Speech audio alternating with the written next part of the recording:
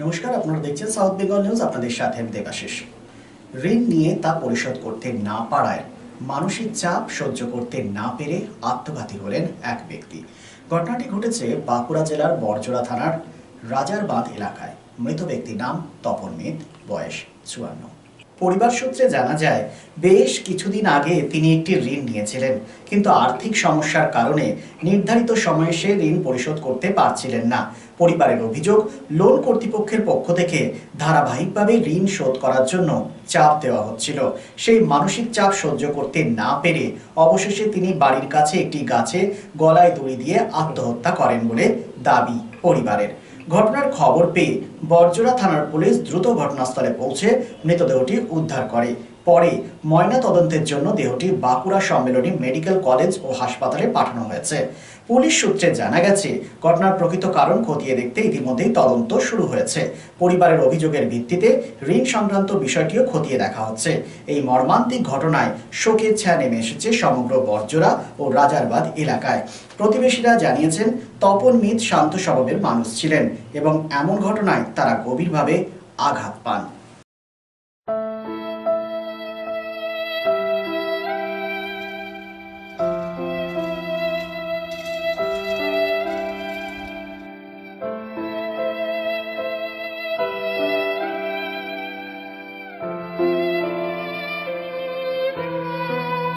বাবা কেন দাদা দাদা আমি বাবাকে ছুবো না, কাকা আনছে তো, কাকা আনছে তো, আমি আর কি নিয়ে যাচ্ছি তো।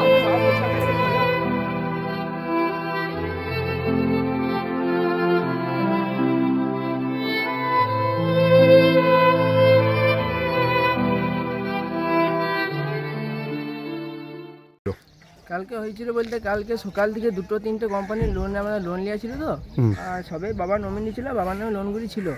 দিয়ে ওনাদেরকে বলা হয়েছিল আমাদেরকে টাইম দিতে হবে, যে আমরা চালাতে পারছি না। দিয়ে ওনারা হার রোজ প্রেশার দিত, মানে অপমান করে দিত। কালকে একটু বেশি অপমান করতে বাবার গায়ে লেগে গিয়েছিল। দিয়ে তাও আমাদেরকে বলেছিলাম আমি, যে বাবা লোনটা আস্তে আস্তে মিটিয়ে দেবো, তারপর যা হয় হবে। দিয়ে আমাদেরকে আর কোনো রাত্রে ঝামেলাও নয়, ঘরে ঝুটও নয়। সকালবেলায় কাকা আমাকে ফোন করে বলছে যে তুই বাবা মারা গেছে। দিয়ে আমি সেই হরিদ্বারে এসেছি। কোথায়? এই রাজার মাঝে রামধনী স্কুলটার পেছনে। কি করেছে? গোলায় দড়ি নিয়ে মারা গেছে। আর কোন কোন কোম্পানি আসতো লোনের? শ্রীরাম আসতো, ইন্ডাস আসতো, বন্ধনও প্রেশার দিত, কিন্তু বন্ধন কম দিত, কিন্তু শ্রীরাম ইন্ডাসটা একটু বেশি দিত ওনারা।